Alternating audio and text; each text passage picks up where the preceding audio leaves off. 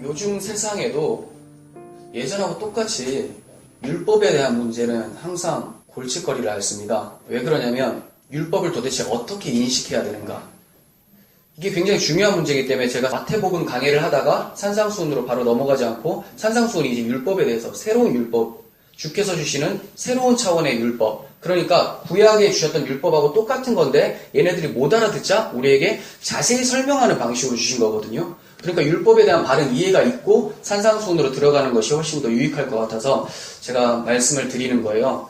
그래서 율법과 은혜에 대해서 한 몇 주차 정도 공부를 하게 될 텐데 오늘 말씀은 조금 공부하는 식이 될 수도 있어요. 왜냐하면 이게 계속 시리즈로 연결되다 보니까 제가 설명해야 되는 부분이 있어서 그렇게 진행이 될 텐데 율법을 어떻게 생각하세요? 율법은 지켜야 되는 거다? 아니면 율법은 우리가 하나님처럼 되는 데에 중요한 도구가 된다? 아니면 율법은 하나님의 도덕성, 거룩성을 나타내는 데에 우리에게 힘을 부여해 주는 것이다? 뭐 어떻게 생각하세요? 이 중에 아무것도 없나요? 네, 이 중에 이 정도 던졌으면 이제 보통 하나 정도 물 수도 있거든요. 근데 잘 물리지가 않는다라는 게 독특한 공동체인데, 그 앞에 말한 것이 꼭 잘못된 것처럼 느껴지지는 않잖아요. 제가 말씀을 던지면서도 제가 극단적 무슨 율법 파괴자처럼 생각을 할 텐데 그렇지가 않다라는 거예요. 율법을 너무나 소중히 여기는데 그 율법을 우리가 극복하자는 식으로 가면 안 된다라는 거예요. 율법을 지켜내서 하나님의 도덕성을 우리가 나타내보자라는 식으로 가면 안 되고 이 율법이 우리 마음 가운데 살아있어서 율법이 스스로 일하게끔 만들어주는 그런 내용인데 그렇게 해야 되는 건데 요즘에는 그렇지 않은 인식들이 굉장히 많아요. 요즘뿐만이 아니라 주님 오시기 전부터 구약시대 때부터 그러니까 이 율법에 대한 인식이 천차만별이에요. 근데 크게 한 4가지 정도로 나눠지기도 해요. 그래서 어떻게 율법의 인식이 변화되었는가 이 율법을 잘 모르면 여러분들은 신앙생활 하는데 굉장히 노동을 할 수도 있어요. 주님께서 수고하고 무거운 짐진 자들아 다 내게로 와라 내가 너희를 쉬게 하겠다라고 했는데 그 짐을 주님 이제 지금까지 져주셨으니까 이제부터는 내가 지고 갈게요 라고 하는 것과 비슷한 거죠. 예전에 6.25 때인가 무슨 예화를 들었었는데 트럭 같은 거 타고 가다가 할머니가 있어서 할머니가 머리에 짐을 이고 가길래 할머니를 태웠어요. 태웠더니 이제 무거우시니까 좀 내려놓으라고 하니까 내가 트럭도 빌려 타는데 어떻게 짐까지 내려놓냐고 머리에 계속 이고 있었다는 거죠. 요게 율법에 대한 잘못 인식을 가질 때 요런 모습이 나타날 수 있어요. 분명히 나는 트럭을 타고 가면 되는데 머리에 짐을 이고 있는 거죠. 그 옆에 두면 되는데 율법을 바르게 인식해야 돼요. 오늘 갈라디아서 2장 3절에서 4절을 읽었는데 이 말씀이 무슨 뜻일까요? 자 보세요. 헬라인 디도까지 내가 억지로 할례를 받게 하지 않았다. 지금 사도 바울이 얘기를 하는 거예요. 헬라인, 그러니까 그리스 사람 디도, 바울이 제자예요. 근데 할례를 받게 하지 않았대요.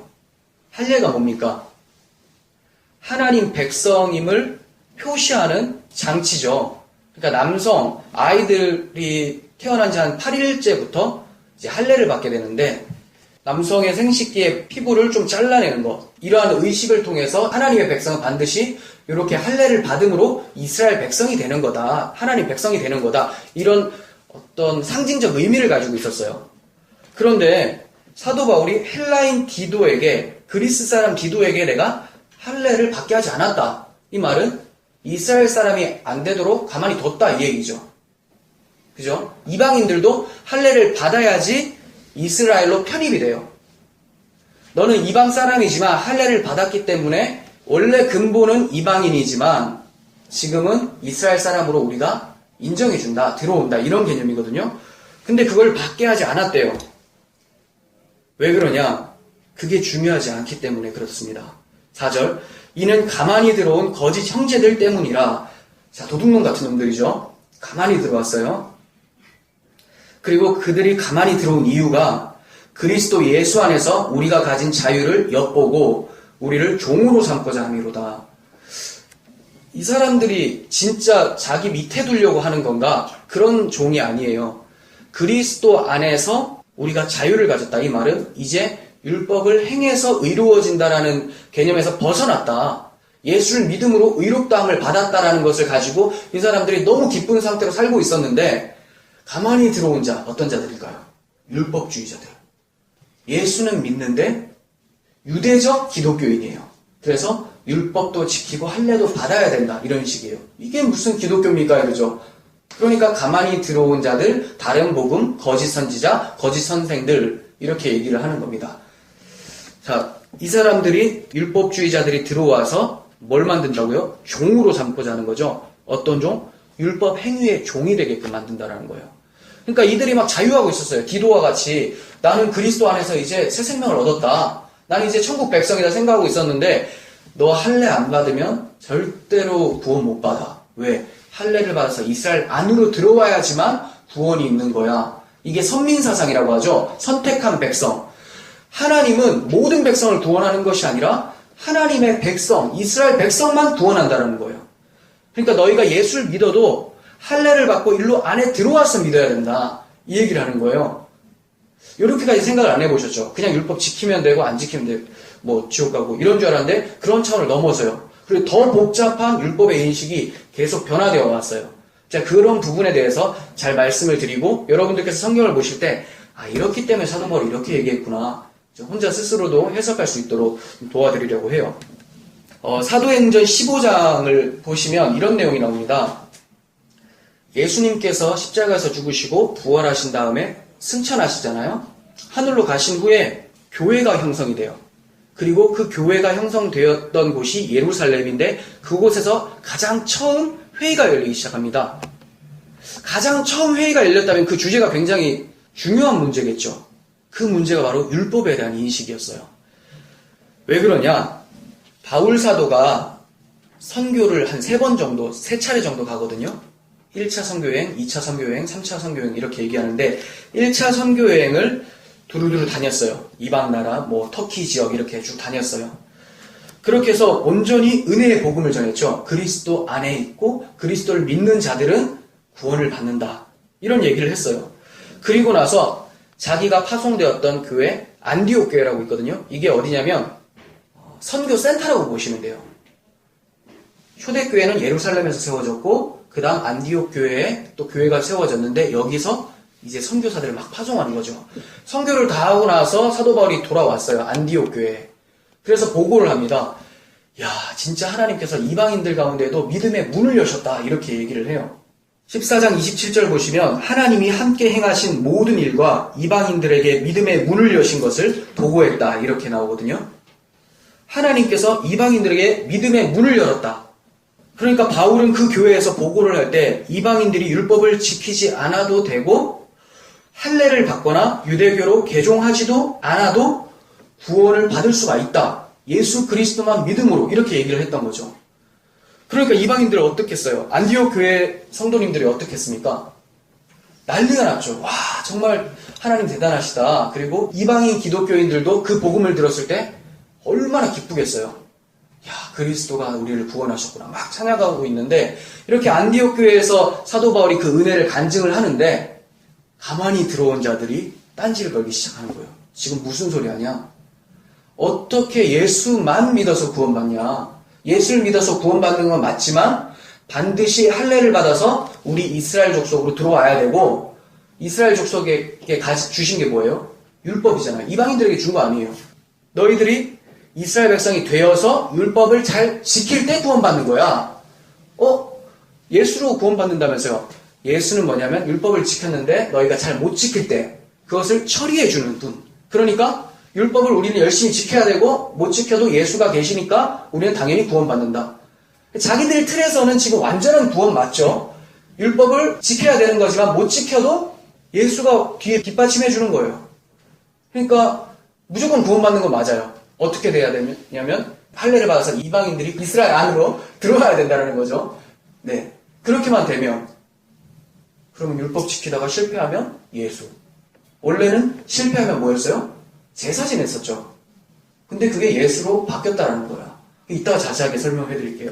이렇게 아니다. 예수로만 구원받는 거 아니다. 할례를 받고 이스라엘로 들어와서 율법을 지켜야지 구원받는다. 이렇게 얘기를 했어요. 이것 때문에 바울과 바나바 같은 동역자거든요.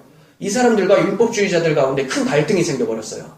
그래서 너무 분란이 커지자 회의를 합니다. 그러면 예루살렘에 있는 사도들에게 가서 한번 물어보자. 사도 바울이 이 정도로 사도권이 약했어요. 그러니까 맨날 서신서 보면 그리스도께서 세우신 사도 바울은 이렇게 얘기하잖아요. 얼마나 인정을 안 해주면. 어디서 굴러먹다 온 사람이 갑자기 사도라고 하니까 너무 기분이 안 좋은 거죠. 다른 사람들 안 믿는 거예요. 그래서 사도 바울이 그랬다고 해도 사도들한테 가서 물어보라. 기분 나쁘죠. 어떡하겠어요. 갔어요. 예루살렘에 도착했더니 사도들이 쫙 있는 거죠. 멋지지 않겠습니까? 쫙 사도들이 있는 거예요. 이 사람들에게 바울과 바나바가 방금 얘기했었던 그 은혜의 복음을 전파했더니 하나님께서 이방인들 가운데 믿음의 문을 열었다. 이방인들도 다 받아주시더라. 이 얘기를 했어요. 그랬더니 예루살렘 사람들도 막 놀래가지고 와 대단하다 막 이러고 있었는데 여기에도 또 따라온 사람들 있죠. 아까 율법주의자들. 무슨 소리 아니야. 어떻게 그리스도만 믿어서 구원받냐. 이스라엘 백성 들어와서 율법 지켜야지 구원받는다. 이렇게 얘기했어요. 이렇게 옥신각신하고 있는데 베드로가 이제 드디어 한마디 합니다. 베드로가 꽤 눈치를 많이 보는 사람이거든요.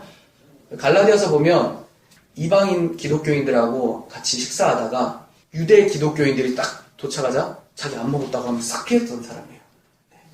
그 정도로 바울이 그것 때문에 좀 기분이 많이 나빴었거든요. 그러면서 뒤끝있게 말했던 것이 그 중에 바나바도 있더라 이런 얘기를 굳이 자기 책에 그렇게 써요. 똑같다 이거죠. 기분이 나빴어요. 나중에 보시면 알겠지만 사도행전에서 바나바가 한번 대판 싸우거든요. 그래서 그거에 뒤끝인 것 같기도 하고. 네, 아무튼 이제 사도 베드로가 한마디 합니다. 사도행전 15장 9절 보세요. 믿음으로 그들의 마음을 깨끗이 하사 그들이나 우리나 차별하지 아니하였느니라 이렇게 말씀하세요. 자기가 하나님의 말씀을 듣고 이방인 고넬료 집에 방문했었던 일을 말을 하고 있는 거예요. 그때 자기는 유대인들만 구원받는 줄 알았는데 하나님께서 나에게 주신 환상과 음성을 통해서 가서 복음을 전했더니 그들이 예수를 믿더라 이 얘기를 하는 거죠. 그래서 나도 처음에는 너희들과 똑같이 이스라엘 사람이 되어야지 된다고 생각을 했었는데 그가 아니더라. 오직 예수의 은혜더라. 이 얘기를 했어요. 11절 보세요. 우리는 그들이 우리와 동일하게 주 예수의 은혜로 구원받는 줄을 믿노라. 이렇게 얘기를 했죠. 그러니까 율법주의자들이 너무 당황했어요. 그 틈을 타서 바울과 바나바는 계속해서 간증을 합니다. 우리가 어땠냐면 막 얘기를 합니다. 그리고 나서 간증이 사그라들 쯤에 그 회의의 의장이었던 야고보가 드디어 말할 차례가 됐어요. 구약의 아모스서를 얘기하면서 설명을 합니다. 15절, 17절. 기록된 바 이후에 내가 돌아와서 다윗의 무너진 장막을 다시 지으며 또 그 허물어진 것을 다시 지어 일으키리니 이는 그 남은 사람들과 내 이름으로 일컬음을 받는 모든 이방인들로 주를 찾게 하려 함이라. 이렇게 얘기합니다. 자, 무슨 말이에요? 이후에 내가 돌아와서 하나님께서 다시 찾아오셔서 다윗의 무너진 장막을 일으키겠다 이렇게 얘기했어요. 이거는 예전에 제가 아모스서를 개관할 때 말씀을 드렸었는데 다윗의 무너진 장막이 뭐냐? 하나님께서 다윗에게 하셨던 언약이에요. 언약. 내가 너의 집을 세워주겠다. 그 말은 구원해주겠다 이 얘기였거든요. 언약. 그런데 이스라엘 백성들이 이 언약을 잊어버렸어요. 언약을 망각하고 자기 마음대로 우상숭배하면서 살아버렸어요. 그랬더니 하나님께서 다윗의 장막이 무너져버렸다 이렇게 얘기한 거예요. 진짜 무너진 건 아니죠. 하나님께서 하시겠다고 했기 때문에 반드시 성취가 돼요. 근데 이들은 하나님의 언약을 무너뜨려버렸다. 듣지 않았다. 망각해버렸다. 이 얘기를 한 거거든요. 그러면 다시 하나님께서 그 언약을 세워주시겠다. 무너진 장막을 일으켜 세워주시겠다. 다윗의 집, 영원히 견고한 그 집을 만들어주시겠다라고 한 것을 언제 세워줍니까? 예수님께서 십자가에서 다 이루었도다라고 하시죠. 그것을 통해서 무너진 장막이 일어나는 거예요. 이제 세워진 장막이 된 거예요. 이 장막은 다시는 무너질 수가 없죠. 예수님을 다시 십자가에 못 박을 수도 없는 거고 다윗의 장막이 완전히 서버린 거죠. 그러면 그 뒤에 보세요. 이는 그 남은 사람들과 내 이름으로 일컬음을 받는 모든 이방인들로 주를 찾게 하려 함이라 이렇게 얘기합니다. 왜 십자가로 무너진 다윗의 장막을 세웠는가? 이는 내 이름으로 일컬음을 받는 모든 이방인들도 주를 찾게 하려 함이라. 그러니까 십자가로 인해서 유대인들만 하나님 백성이 아니라 예수를 믿는 자들이 진짜 유대인이다, 진짜 이스라엘 백성이다라는 것을 얘기하기 위해서 십자가로 세웠다라는 거예요. 사도 바울은 이 내용을 이방의 에베소 교회에게 보낸 편지를 통해서 십자가로 인해 더 이상 유대인과 이방인들이 차별이 없다라는 것을 얘기를 했어요. 에베소서 2장 11절인데, 그러므로 생각하라. 너희는 그때가 언제입니까? 십자가 전에, 성령을 받기 전에 너희는 그때 육체로는 이방인이요 손으로 육체에 행한 할례를 받은 무리라 칭하는 자들로부터 할례를 받지 않은 무리라 칭함을 받은 자들이라. 그러니까 이스라엘 백성들이 이들을 무시했던 거죠. 그때 너희는 그리스도 밖에 있었고 이스라엘 나라 밖의 사람이라 약속의 언약들에 대하여는 외인이요 세상에서 소망이 없고 하나님도 없는 자이더니 이제는, 자, 십자가 이후 성령으로 이제는 전에 멀리 있던 너희가 그리스도 예수 안에서 그리스도의 피로 가까워졌느니라. 그는 우리의 화평이신지라. 둘로 하나를 만드사 원수된 것 곧 중간에 막힌 담을 자기 육체로 허시고 법조문으로 된 계명의 율법을 폐하셨으니, 자, 계명의 율법이 폐하해졌다고 합니다. 이는 이 둘로 자기 안에서 한 세 사람을 지어 화평케 하시고, 자, 이제 유대인과 이방인들이 더 이상 유대민족, 이방민족 이런 식이 아니라 다 그리스도 안에서 하나다, 이 얘기를 하는 거예요. 또 십자가로 이 둘을 한 몸으로 하나님과 화목하게 하려 하심이라. 원수된 것을 십자가로 소멸하시고 또 오셔서 먼 데 있는 이방 나라인 너희에게 평안을 전하시고 가까운 데 있는 자들에게 평안을 전하셨으니 이는 그로 말미암아 우리 둘이 한 성령 안에서 아버지께 나아감을 얻게 하려 하심이라. 그러므로 이제부터 너희는 외인도 아니요 나그네도 아니요 오직 성도들과 동일한 시민이요 하나님의 권속이라. 아멘. 네, 사도 바울이 뭐라고 해요? 십자가로 인해서 유대인과 이방인 이런 차별을 사라졌다. 할례 안 받아도 되는 거죠. 할례 소용이 없어졌다는 거예요. 육체의 할례는 아무 의미가 없다. 영적인 할례, 마음의 할례, 할례가 자른다라고 했잖아요. 마음이 잘려지고 새로운 마음이 들어오는 것, 그 영적 할례를 얘기하기 위해서 구약시대에 표면적으로 육적 할례를 얘기했는데, 영적 이스라엘 교회를 얘기하기 위해서 구약시대의 표면적인 나라 이스라엘을 택했는데, 이제 십자가로 성령이 오셨으니 더 이상 이 분리는 소용이 없다, 이 얘기를 하는 거죠. 이제 그들에게 제시된 문제의 해답이 나왔죠. 믿는 자들이 율법을 지켜야 되고 이방인들이 이스라엘 백성으로 들어가야 됩니까? 무슨 대답? 아니다라는 거예요. 그것에 대해 야고보는 다음과 같이 얘기를 합니다. 사도행전 15장 19절에서 20절. 그러므로 내 의견에는 이방인 중에서 하나님께로 돌아오는 자들을 괴롭게 하지 말고 다만 우상의 더러운 것과 음행과 목매어 죽인 것과 피를 멀리하라고 편지하는 것이 옳으니, 이렇게 얘기해요. 자, 이제 더 이상 이방인 그리스도인들을 괴롭게 하지 마라. 어차피 그리스도 안에서 다 하나가 된 거야, 이렇게 얘기했어요. 그런데 네 가지는 지킬 필요가 있다, 이렇게 얘기하죠. 그게 뭡니까? 우상의 더러운 것, 음행, 목매어 죽인 것, 피를 멀리하라. 왜 이렇게 얘기하셨을까요? 율법에서 이제 자유로워졌다고 했는데 왜 또 이렇게 얘기하실까? 이건 율법 차원에서 말씀하신 것이 아니라 은혜 차원에서 말씀하신 거예요. 성숙한 그리스도인의 모습 때문에 말씀하신 거예요. 설명해 드릴게요. 이걸 만약에 문자적으로 보고 율법으로 보신다면 또 이렇게 보겠죠. 제사상에 있는 거 절대 먹으면 안 되고, 먹어도 상관없어요. 지금까지 잘 먹고 살았잖아요, 저 이방인으로서. 그리고 음행은 당연히 피해야 되는 거죠. 그리고 이 당시 우상 숭배할 때 제사 의식이 뭐냐면, 여기 다 성인들이니까 바알과 아세라 신 있잖아요. 그 신이 둘이 관계를 해야지만 비가 오는 거예요. 근데 비가 안 올 때는 여기에 종교적으로 몸을 이렇게 파는 여자 사제가 있었고, 그리고 제사 지내는 그 사람이 와서 둘이 관계를 하면 위에서 그걸 보고 자기들도 가슴이 막 붕붕 뛰면서 관계를 해서 땀이 나서 비가 흘린다, 이런 이방인들의 사고가 있었거든요. 아주 음란하죠. 말도 안 되는 이런 행동들을 그 이방인 종교에서 계속 하니까 우상의 제물을 피하고 음행을 피하라 이렇게 얘기한 거예요. 음행이 이들에겐 당연하다고 생각했으니까. 그리고 우상의 제물은 왜 그렇습니까? 이스라엘 백성들은 우상의 제물 먹는 것이 꺼려했어요. 그게 아니란 걸 알아도 이제 지금까지 전통이 그랬기 때문에 기분이 안 좋은 거죠. 그 담배 피면 지옥 갑니까? 아니죠. 근데 왜 우리가 담배를 안 핍니까? 지금까지 기독교인들은 담배를 피지 않는 것이 맞다라고 했기 때문에 그 사람들이 상처를 받을 수가 있고 내 몸에도 안 좋고 여러모로 그래서 성숙된 그리스도인의 모습으로 배려를 하는 거죠. 술도 마찬가지죠. 여러 가지 그런 부분 때문에 얘기를 하는 거예요. 성숙한 그리스도인들. 목매어 죽인 것, 피를 멀리하라. 이런 것도 뭐냐면 목매어 죽은 것은 이스라엘 백성들에게는 부정한 것이었어요. 근데 그것을 막 먹어버려요. 막. 그러면 이스라엘 백성들이 그리스도로 다 소용없다라는 걸 알고 있어도 마음이 힘든 거죠. 그 여기서 막 누가 담배 빡빡빡 피고 있어 봐요. 힘든 거예요, 이게. 하지 마라. 이렇게 얘기한 거예요. 권면 차원에서.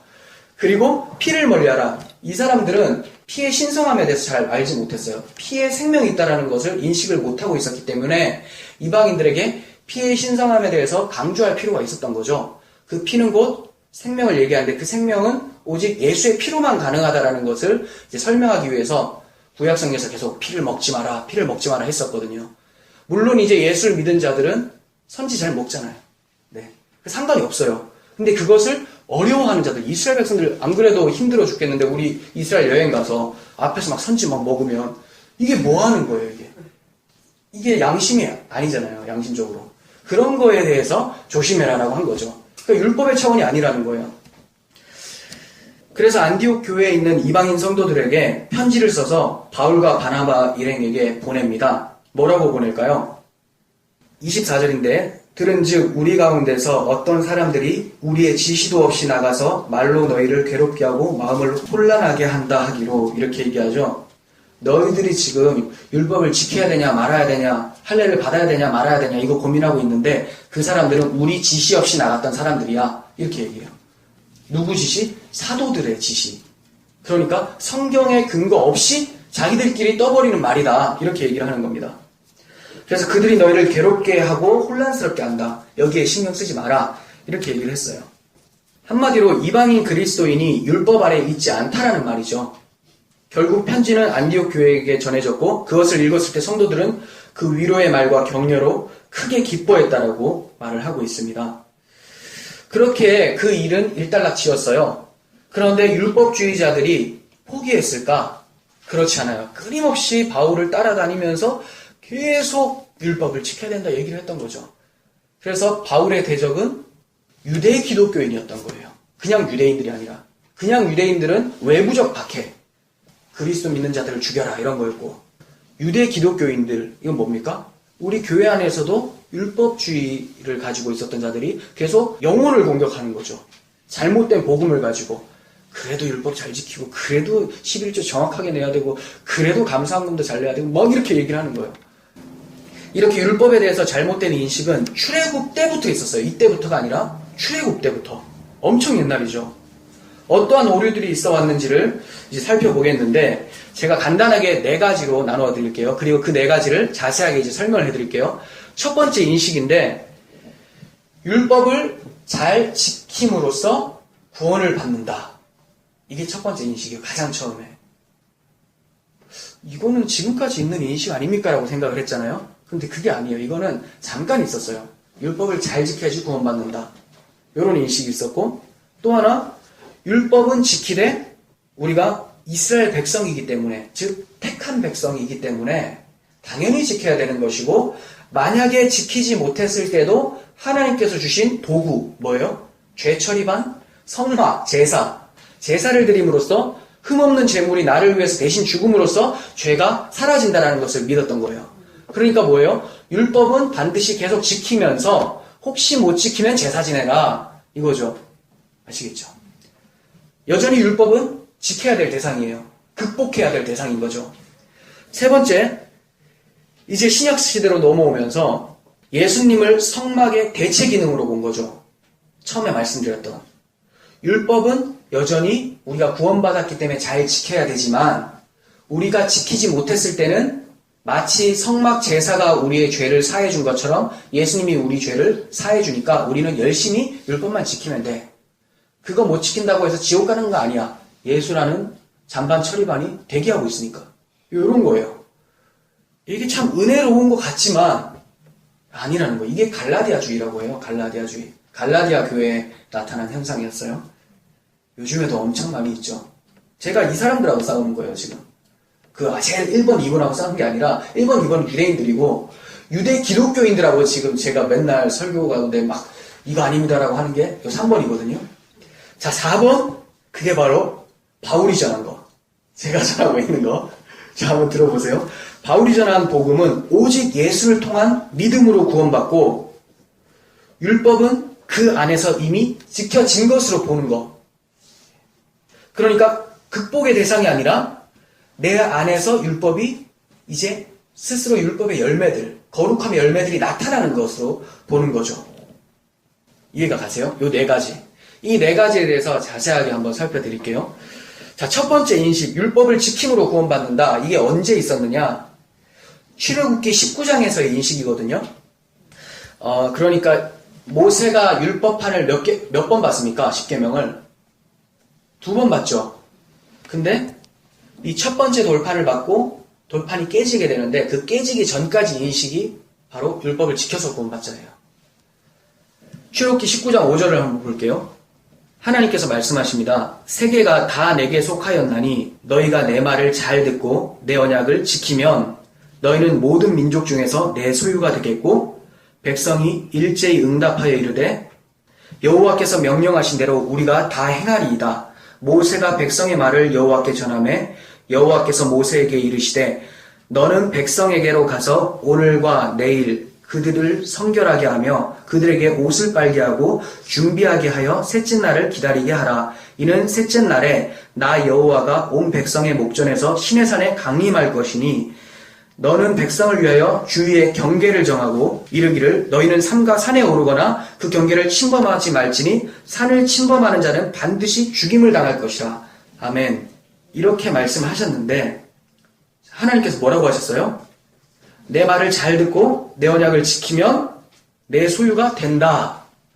자, 그러니까 우리도 하나님 말씀을 잘 듣고 하나님 언약을 잘 지키면 하나님 소유가 되는 거죠. 그럼 잘 지키며 행하면 되는 거죠, 이제 우리도. 일부러 끄덕거리면서 저 도와주시려고. 예. 여기서 만약에 아멘 이거 우리 신학교에서 어떤 목사님이 일부러 시험하려고 이렇게 던졌거든요. 신학생들이 아멘 이러길래 목사님이 충격에 빠져가지고 여기서 어떻게 아멘 하냐고. 이거 구약이에요. 이런 거. 하나님께서 이것을 던지신 이유가 뭐냐? 내 말을 잘 듣고 내 언약을 지키면 내 소유가 된다 이랬잖아요. 그러면 반응이 예 알겠습니다. 우리가 다 준행하겠습니다가 아니라 하나님 그거 우리 못 지켜요. 이거거든요. 우리가 어떻게 그 하나님의 율법을 다 지킵니까? 우리가 하나님처럼 거룩해질 수가 없는 존재입니다. 이거를 기대했는데 이들이 다 지켜보겠습니다. 이렇게 얘기한 거예요.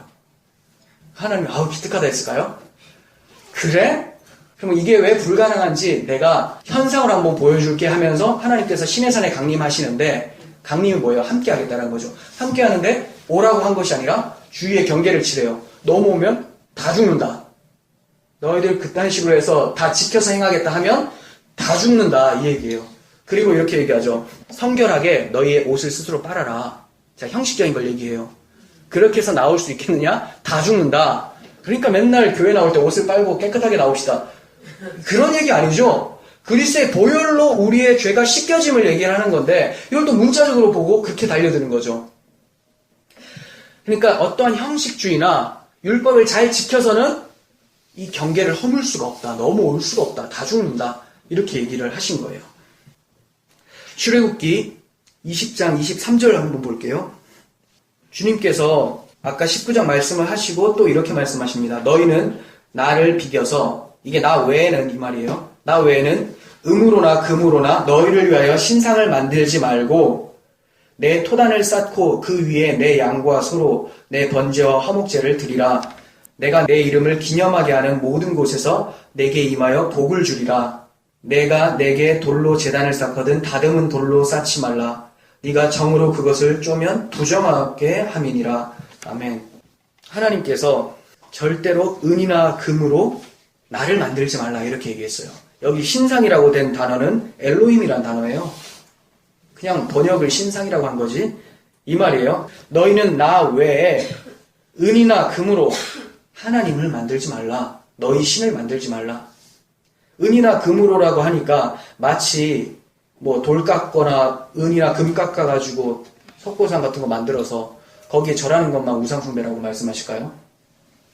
은이나 금은 이유가 있어요. 이들이 자기 몸에 있었던 은이나 금을 떼가지고 나중에 금송아지 만들거든요.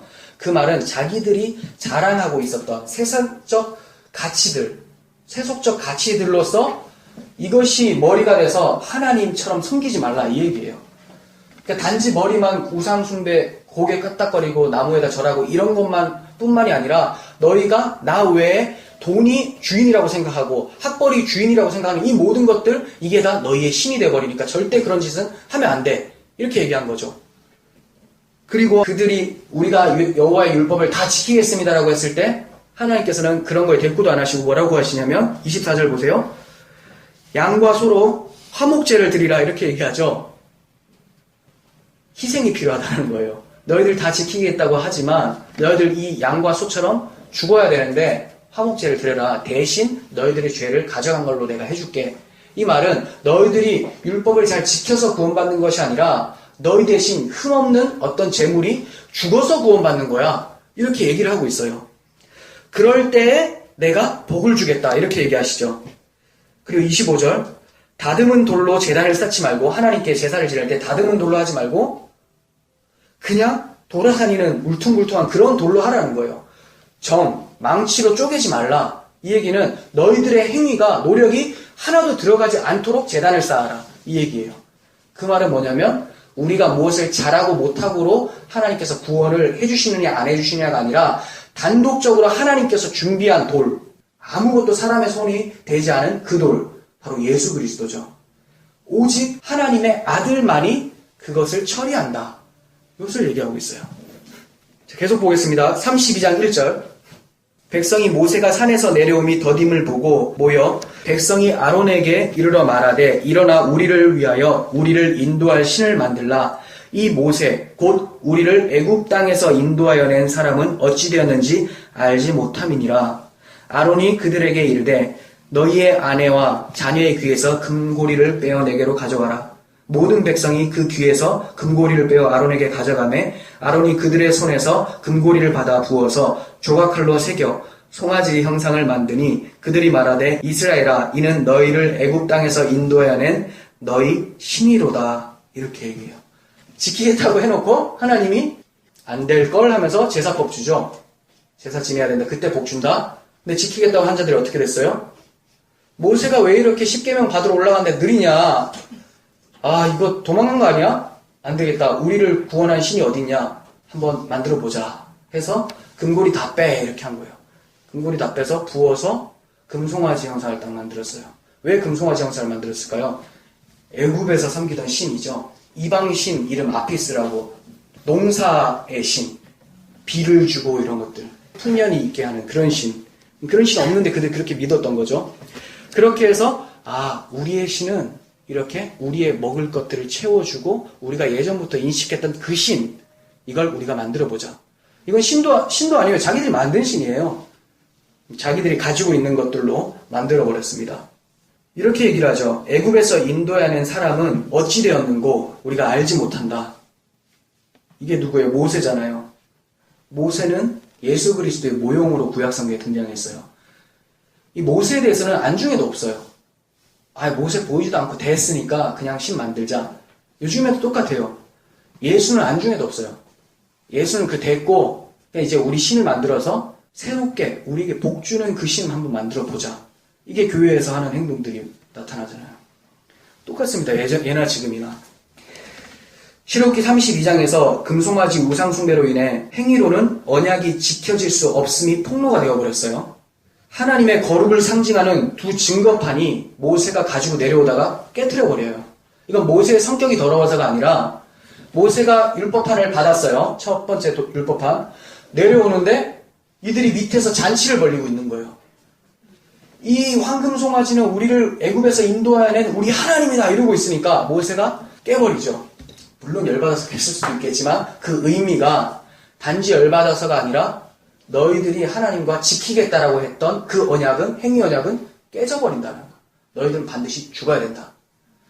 자, 깨트려버렸어요. 이렇게 깨트려버렸어요. 근데 그 돌판이 어떤 돌판인지를 말씀하는데 32장 16절 보세요. 그 판은 하나님이 만든 것이요 글자는 하나님이 쓰셔서 판에 새긴 것이더라. 이렇게 얘기해요. 물론 저는 하나님이 돌판을 만들고 하나님이 돌판에다 글을 썼다라고 하는 것을 믿는 입장이에요. 진짜로 하나님께서 뭐 어떻게 쓰셨던 것 같아요. 근데 성경이 말하고자 하는 바는 하나님이 그 쓴 것을 얘기하는 게 주중된 게 아니에요. 왜 이렇게 말씀하셨느냐면 전혀 인간 편에서 하나님께서 주신 것이 아니라 하나님이 단독적으로 주신 판이다. 이 말은 하나님의 거룩함을 담고 있는 판이다. 이렇게 얘기하는 거예요. 아시겠죠? 인간하고 손잡아서 뭔가 합작해서 만든 것이 아니라 오직 하나님의 거룩함을 이 십계명을 통해서 보여줬는데 그 거룩함이 다가오니까 이들이 우상 숭배하고 있으니까 어떻게 돼요? 깨져버린 거예요. 너희들은 이 하나님의 거룩함 앞에서 깨어져야 될 존재야. 이렇게 얘기하는 거죠. 이렇게 깨어졌으면 끝나는 건가요? 그럼 다 죽어야 되는데 하나님께서 다시 모세에게 올라오라고 해요. 근데 올라오라고 할 때 그 전에 어떤 사건이 있었어요. 모세가 이들을 위해서 생명을 바쳐서 기도를 해요. 32장 32절 그러나 이제 그들의 죄를 사하여 주시옵소서. 그렇지 아니하오면 원하건대 주께서 기록하신 책에서 내 이름을 지워버려 주시옵소서. 이 말은 내가 죽고 이들을 살려달라는 얘기예요. 이건 누구의 기도 같습니까? 예수 그리스도께서 하셨던 기도죠. 이 잔을 내게서 옮겨 주시옵소서. 그러나 아버지의 원대로 하지 마시고, 내 원대로 하지 마시고, 그러나 내 원대로 하지 마시고 아버지의 원대로 해주세요. 네. 나를 죽여주시고 하나님의 백성들을 살려주시옵소서. 이렇게 얘기를 하고 있는 거예요. 이렇게 모세의 중보 기도를 통해서, 즉 예수 그리스도의 중보 기도를 통해서 하나님이 다시 이 모세를 부르는 거예요. 다시 올라와라. 내가 다시 계명을 주겠다. 그러니까 율법에 대한 첫 번째 유대인들의 인식은 말씀을 잘 행해서 구원을 받아보겠다라는 행위주의였죠. 근데 이것은 아니다라는 것이 밝혀졌어요. 자, 그럼 두 번째 인식인데 출애굽기 34장 4절이에요. 모세가 돌판 둘을 처음과 같이 깎아 만들고, 두 번째 올라간 겁니다. 아침에 일찍 일어나 그 두 돌판을 손에 들고 여호와의 명령대로 시내산에 올라가니. 좀 달라졌죠. 그전에는 하나님이 판을 만들고 하나님이 쓰셨어요. 근데 지금은 모세가 돌판을 만들고 하나님께 갖다 내요. 그랬더니 나중에 하나님께서 거기다 십계명을 써주세요. 이 말은 모세와 하나님이 손잡고 만들었다는 거예요. 그럼 모세가 인간과 하나님이 손잡았다 이 얘기인가요? 예수 그리스도의 모형이었죠. 모세가 자기를 죽여주시고 이들을 용서해 주시옵소서라고 말한 것처럼 예수께서 내가 죽고 하나님 이제 그 하나님의 율법 거룩함이 하나님께 올라갈 수 있도록 도와주시옵소서. 이제 받으러 간 거예요. 그래서 하나님과 모세가 합작으로 만든 건 하나님께서 당신의 아들로 인해서 구원을 하겠다는 것을 얘기하고 있는 거죠. 이해가 가세요? 처음의 것은 단독적으로 하나님이 했더니 이들이 끝나버리는데 모세가 자기 죽이고 이스라엘 백성 살려달라고 하고 나서는 둘이 같이 만드는 거예요. 하나님과 하나님의 아들이 만든다는 것을 모형으로 보여주고 있는 거죠. 출애굽기 34장 6절 여호와께서 그의 앞으로 지나시며 선포하시되 여호와라 여호와라 자비롭고 은혜롭고 노하기를 더디하고 인자와 진실이 많은 하나님이라. 하나님이 느낌이 달라졌죠. 아까 어떻게 했어요? 경계 쳐놓고 넘어오면 죽이겠다고 했어요. 근데 모세가 자기를 죽여주시옵소서 하고 모세가 율법판을 만들고 하나님이 쓰시니까 하는 말이 나는 자비롭고 은혜롭고 노하기를 더디하고 인자와 진실이 많은 하나님이다. 이렇게 바뀌어버렸어요. 사랑의 하나님. 우리 행위로는 공의의 하나님이에요. 심판이에요. 근데 모세가 죽는 것, 즉 예수 그리스도가 죽는 것을 통해서 하나님이 사랑을 나타내 보이시는 거죠. 그리고 그 이후에 절기들을 지키라는 내용이 나오거든요. 그 절기들은 예수 그리스도께서 우리를 어떻게 구원하시는가에 대한 사역을 절기를 통해서 설명한 거예요. 이거는 나중에 민수기나 레위기 할 때 다시 말씀을 드릴게요. 제가 개관 설교 한 거에도 있습니다. 그리고 절기를 말씀하신 후에 27절을 말씀해 주시는데 여호와께서 모세에게 이르시되 너는 이 말들을 기록하라. 내가 이 말들의 뜻대로 너와 이스라엘과 언약을 세웠음이니라 하시니라. 하나님이 너와 이스라엘, 모세와 이스라엘과 언약을 세웠다고 하죠. 이게 바로 예수와 교회와 영원한 언약을 세워버린 깨지지 않는 언약. 그래서 무너진 다윗의 장막이 이제는 다시 무너지지 않고 영원한 하나님의 집이 되어버린 것. 그 말을 하고 있는 거예요.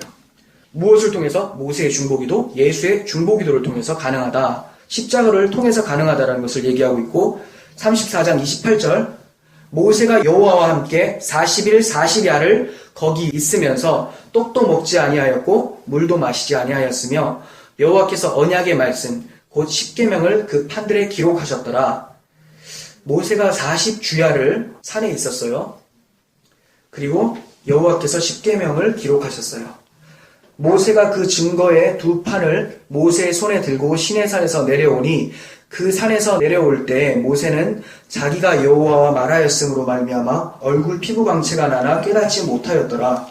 이스라엘 자손이 모세의 얼굴에 광채를 보므로 모세가 여호와께 말하러 들어가기까지 다시 수건으로 자기 얼굴을 가렸더라. 자, 모세가 40주야를 있었던 것, 40주야를 떡도 먹지 않고 물도 먹지 않고 금식한 상태에서 율법을 받고 사랑을 선포하게 되죠. 하나님의 사랑. 마치 예수 그리스도께서 40일 동안 밤낮으로 굶주리시고 마귀에게 시험을 받았지만 결국은 승리하시고 우리에게 복음을 허락하신 것처럼 말씀하고 있어요. 그리고 내려올 때 모세의 얼굴이 어땠을까요? 예수님을 하나님의 빛이라고 하죠. 모세의 얼굴에도 빛이 났던 거예요. 근데 모세가 그 빛을 가려버립니다. 왜? 이스라엘 백성들이 모세의 얼굴을 주목할까봐, 모세가 실체인 줄 알까봐, 모세가 하나님의 아들인 줄 알까봐 가려버려요. 왜 이게 광채가 났습니까? 예수 그리스도를 모형하는 그림자였기 때문에. 율법은 그리스도께로 인도하는 몽학 선생이라고 하잖아요. 모세는 그리스도를 말하기 위해서 광채가 났던 건데 모세에게 집중될까봐 모세가 수건을 딱 가려버렸어요. 그런데 이스라엘 백성들은 지금도 모세가 하나님의 사람이라고 생각하고 모세를 가장 높이 평가를 하는 거죠. 모세는 예수의 그림자였을 뿐이에요. 근데 사도 바울이 정말 안타까워하는 것은 모세의 수건은 이미 그리스도로 인해서 십자가에서 다 벗겨졌는데 마치 휘장이 찢어지는 것처럼 벗겨져 버렸는데도 아직까지 너희의 마음에 모세 수건이 덮여져 있다. 모세는 벗었는데 그 수건이 너희 마음을 덮고 있다. 이렇게 얘기하는 거예요. 아직까지 율법주의 얘기하고 내가 뭔가를 행해서 이롭다함을 받으려고 하는 이 모습들이 수건이 아직까지 마음을 감싸고 있다. 이렇게 얘기를 하고 있습니다. 이렇게 34장에서 모세의 얼굴에 광채가 나는 것을 설명을 하고 35장에서는 성막식양을 주세요. 이게 정말 중요해요. 모세가 시내산에서 무엇을 받았습니까? 이러면 십계명이요 이러거든요. 거기서 끝나면 우리는 다 죽어요 이 얘기예요. 근데 무엇을 받아가지고 왔어요? 성막을 받아왔어요. 성막을 만들 수 있는 양식, 설계도죠. 하나님께서 얘기해 주신 성막 설계도를 받아왔어요. 그러니까 34장 이후로 모세가 성막을 전함으로써 유대인들이 십계명과 성막에 대한 이해가 생겨나기 시작한 거예요. 그 전에는 첫 번째 돌판까지는 우리가 율법을 잘 지켜서 구원받자 했는데 모세가 두 번째 때 뭐 했어요? 두 번째 율법 가지고 나오면서 성막을 같이 들이밀거든요. 그러니까 이들이 우리가 못 지키면 이렇게 제사 지내가지고 해결된 것처럼 하나님께서 은혜를 베풀어 주셨구나 이렇게 생각해요. 근데 그게 아니거든요. 이것도 아니라는 거예요. 이게 지금 맞는 것 같잖아요. 우리가 율법을 잘 지켜야 되는데 혹시 못 지키면 성막에서 제사 지내라고 용서해 주시려고 이렇게 주셨다. 이렇게 인식을 해버린 거죠. 제가 늘 말씀드리지만 율법은 지켜야 될 대상, 극복해야 될 대상이 아니라 따라해야 될 대상이 아니라 우리 안에 있어야 될 대상이에요. 계속 설명해 드릴게요. 그러니까 이들에게는 이스라엘 백성들에게는 율법과 성막이 우리와는 좀 다른 개념이지만 은혜라고 생각을 했던 거예요. 하나님께서 우리에게만 율법을 주셨고 하나님은 우리에게 율법을 지킬 수 있는 능력, 즉 성막을 주셨다. 이런 거죠. 그러니까 우리는 이 프로그램 안에 있으면 반드시 구원받는다. 그러니까 이들은 하나님께 감사했어요. 율법을 주신 것. 왜냐하면 다른 민족은 율법을 안 줬거든요. 그 말은 하나님께서 이 백성하고 관계하기 위해서 율법을 준 거예요. 법을 줬다라는 것은 너하고 나하고는 어떠한 관계가 형성되어 있다. 법이 없다라는 것은 법을 준 사람하고 아무 관계가 없는 거죠. 그러니까 일단 하나님을 알았다는 것 자체는 너무 기쁜데 이 율법을 잘 지킬 수 있는 장치로도 성막을 주셨다라는 것. 그러니까 이들 사고에서는 하나님의 은혜를 베풀어 주셔서 이 성막까지 주셨구나. 율법 잘 지키라고. 이렇게 이제 생각하고 있었던 거죠.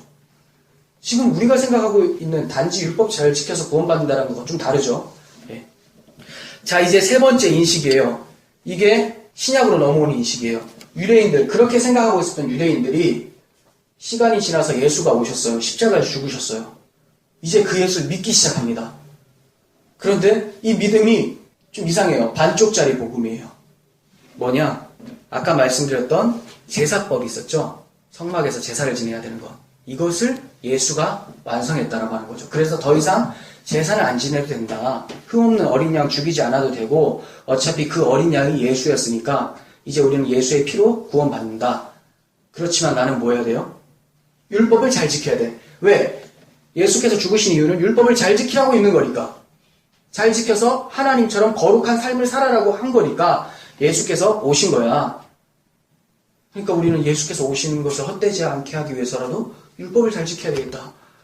정말 많이 들어봤잖아요. 저도 이거 하면서도 막 살이 떨립니다. 제가 이걸 엄청 지지를 했었기 때문에. 근데 이게 사도 바울의 대적자들의 모습이었어요. 어차피 이것도 율법주의예요. 왜 그런지 아세요? 율법은 10계명도 있고 율법이 큰 틀에서 말하거든요. 10계명이라는 게 있고 그리고 이들에게 줬던 할례라는 게 있었죠. 아까 말씀드렸다시피 할례를 행해서 이스라엘 백성으로 들어오는 것. 이것도 율법이었어요. 이들에게 주신 율법. 그리고 시민법이라고 해서 이들 이스라엘 공동체에서 어떻게 살아야 될 거에 대해서 주셨어요. 이러한 모든 것들, 이 전체를 율법이라고 해요. 그러니까 할례를 받아야 된다. 이렇게만 얘기해도 그게 율법을 지키는 자. 이렇게 되는 거죠. 그러니까 율법은 단지 10계명 내용이 아니라 전체 이스라엘에게 주신 모세가 준 모든 것이라고 보시면 돼요. 자, 이렇게 율법은 우리가 지켜야 되고 그걸 못 지킬 때는 예수께서 그것을 처리해 주신 거니까 우리 마음 놓고 율법을 지켜가자라고 하는 것. 이게 갈라디아주의고 갈라디아 교회에 들어온 할례파며 사도 바울의 대적이었던 거예요. 다른 복음을 전하는 가만히 들어온 이단들이라고 사도 바울은 얘기를 합니다. 그리고 우리가 전한 것 외에 다른 것을 받는 자들은 저주를 받을지어다. 다른 복음을 전하는 자들은 저주를 받을지어다. 이렇게 얘기를 해요. 그러니까 지금 이 교리는 어떤 교리예요? 저주받을 교리라고 얘기를 하고 있는 거예요. 다른 복음. 다른 복음이 있습니까? 기쁜 소식이 있고 다른 기쁜 소식이 있을까요? 아니죠. 잘못된 거라는 것을 이렇게 말을 한 거예요. 자, 그러면 사도 바울이 전한 건 뭡니까? 율법은 우리가 지키는 것이 아니라 율법이 가슴에 새겨져야 된다. 어떻게 새겨질까요? 율법이 어떻게 새겨질까요, 우리에게? 율법은 하나님의 거룩함을 드러내는 문자라고 말씀드렸어요. 근데 이 하나님의 말씀, 거룩함이 이 땅에 인간으로 오셨어요. 그게 바로 예수님이죠. 하나님의 아들이 오셨어요. 그리고 하나님의 아들이 생각해보세요. 이 거룩한 율법인 돌판이라고 보세요. 예수가. 돌판이 마치 첫 번째 돌판이 깨진 것처럼 십자가에서 깨져버려요. 그리고 나서 그 자기 행위로 구원받겠다고 했었던 자들이 그 깨어진 돌판, 그 예수를 바라보면서 아, 나를 위해서 죽으신 분이었구나라고 고백할 때 우리 죄가 예수에게 넘어가고 예수의 의로움이, 거룩함이 우리에게 오는 거죠. 그래서 우리 마음 가운데 율법이 있다라는 말은 예수가 이제 내 안에 들어오셨다. 내가 예수를 영접했다라는 개념이에요. 이해가 가시죠? 그 예수가 내 안에 계신다. 근데 이게 어떻게 믿어지느냐? 예수께서 십자가에서 죽으시고 부활하시면서 승천하시기 전에 말씀하세요. 너희는 약속한 것을 기다려라. 그 약속이 뭐였습니까? 성령께서 오셨어요. 하나님의 영. 하나님의 영이 오셔서 우리를 예수 그리스도를 믿는 자로 만들어내시는 거예요.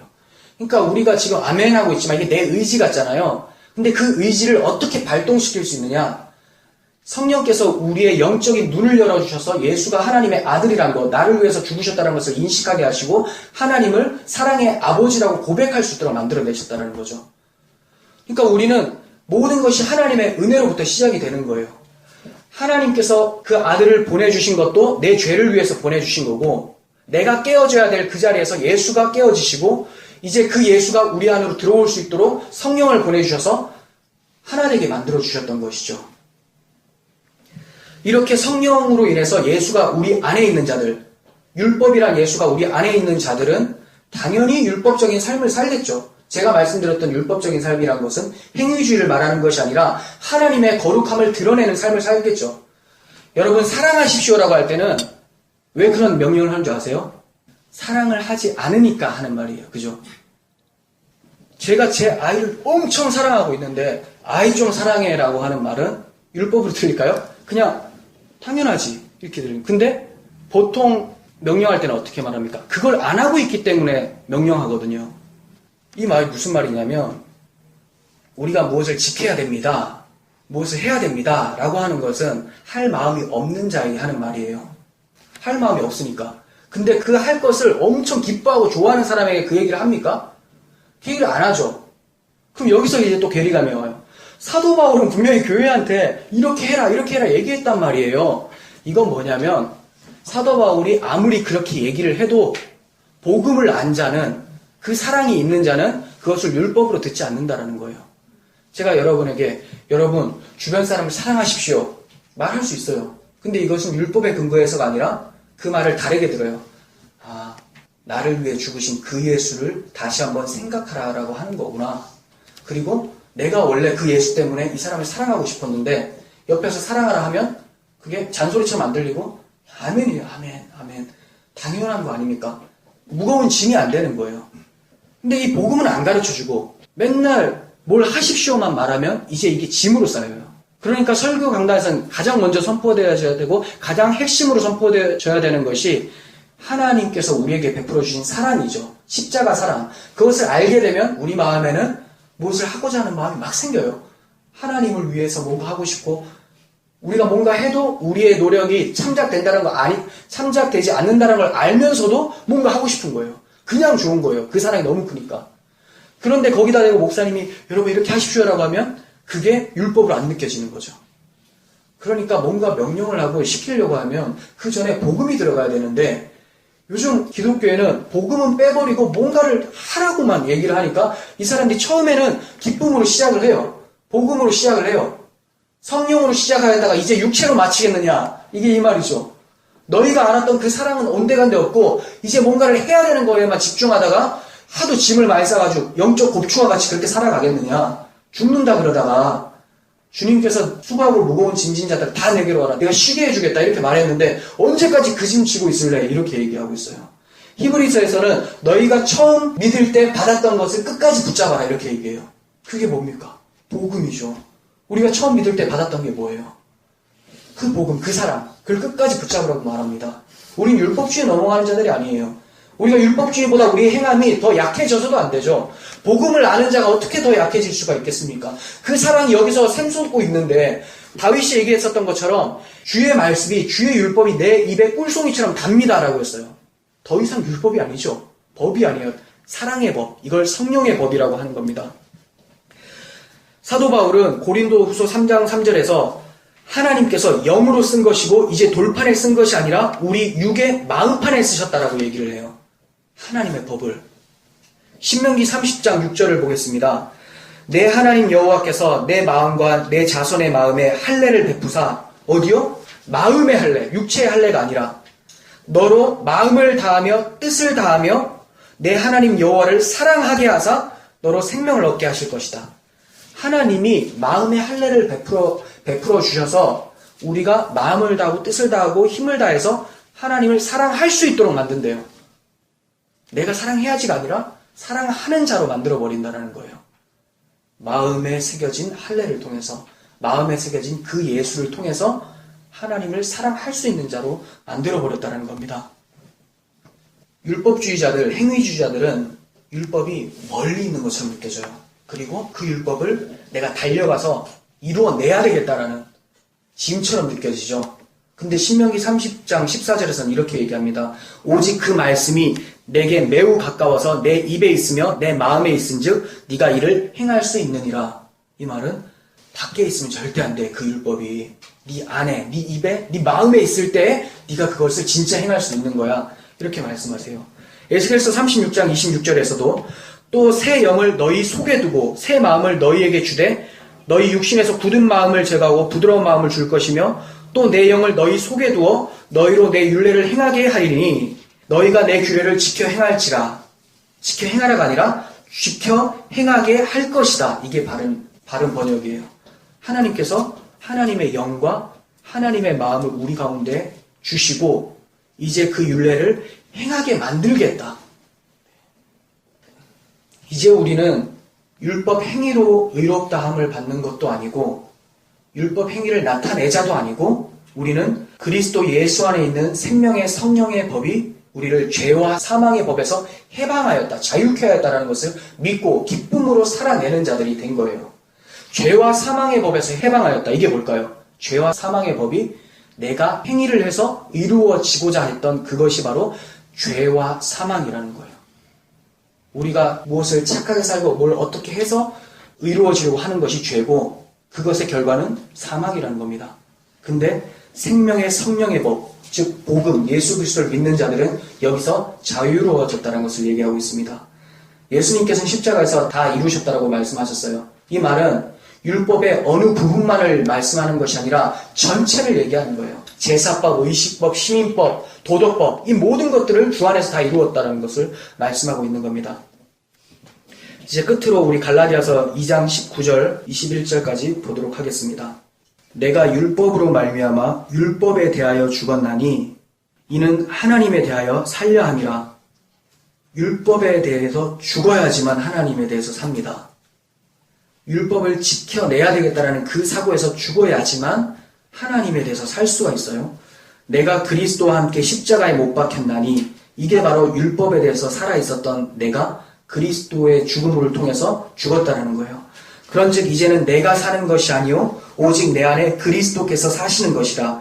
이제 내가 육체 가운데 사는 것은 나를 사랑하사 나를 위하여 자기 자신을 버리신 하나님의 아들을 믿는 믿음 안에서 사는 것이라. 내가 사는 이유가 뭐라고요? 믿음 안에서 사는 것이다. 내가 하나님의 은혜를 패하지 아니하노니 만일 의롭게 되는 것이 율법으로 말미암으면 그리스도께서 헛되이 죽으셨느니라. 아멘. 우리가 거룩하게 살아가는 것, 우리가 하나님의 율법의 근거에서 거룩성을 드러내는 삶은 우리가 의로워지거나 하나님께 뭔가 영광을 돌리거나 이런 것이 아니라 이미 하나님의 영광이 된 예수 그리스도 안에 있기 때문에 나오는 열매라는 것을 기억하시길 바라요. 그리고 제가 이제 설교하면서 무엇을 하십시오라고 할 때도 그것은 율법의 근거에서가 아니라 다시 한번 복음으로 다가가서 그 복음 안에서 나오는 열매를 여러분들에게 나타낼 수 있었으면 좋겠습니다. 이러한 권면이라는 것을 기억하셨으면 좋겠습니다. 제가 은혜를 이렇게 강조하다 보면 걱정이 되는 게 그러면 거룩한 삶은 온데간데 없는 것처럼 생각을 해요. 근데 복음을 강조하고 은혜를 강조하면 거룩한 삶은 반드시 나타날 수밖에 없다는 것을 전제하고 있는 거예요. 왜냐하면 그 안에 예수께서 죽지 않았다면, 우리 안에 예수가 살아계시다면 반드시 예수의 삶이 나타나겠죠. 그러려면 나타내자가 아니라 다시 한번 그 십자가의 사랑으로 돌아가시라고 말씀을 드리는 겁니다. 기도하겠습니다. 하나님 아버지 참 감사합니다. 수천 년 전부터 율법에 대한 인식이 곡해되어 있었고 하나님의 은혜가 없으면 율법에 대한 바른 정의가 내려올 수도 없는데 우리 같은 죄인들에게 하나님의 율법이 어떠한 기능을 하는지 그 율법이 그리스도로 인하여서 우리 가슴에 새겨진 바 되고 이제 거룩한 하나님의 자녀가 되어버린 것을 인식할 수 있도록 해주신 하나님의 은혜에 감사합니다. 우리가 늘 교만치 아니하고 오직 그 율법을 가슴에 새겨주신 십자가의 공로와 그 하나님의 사랑을 찬양하며 성령께서 그 십자가의 은혜를 나의 사건으로 허락해 주신 것을 감사하면서 살아갈 수 있도록 주의 은혜를 베풀어 주시옵소서. 우리 삶 속에서 율법 행위자들보다 더욱더 확실한 하나님의 거룩함을 드러낼 수 있는 삶이 이어질 수 있도록 날마다 십자가의 은혜를 허락하여 주옵소서. 예수님의 이름으로 기도합니다. 아멘.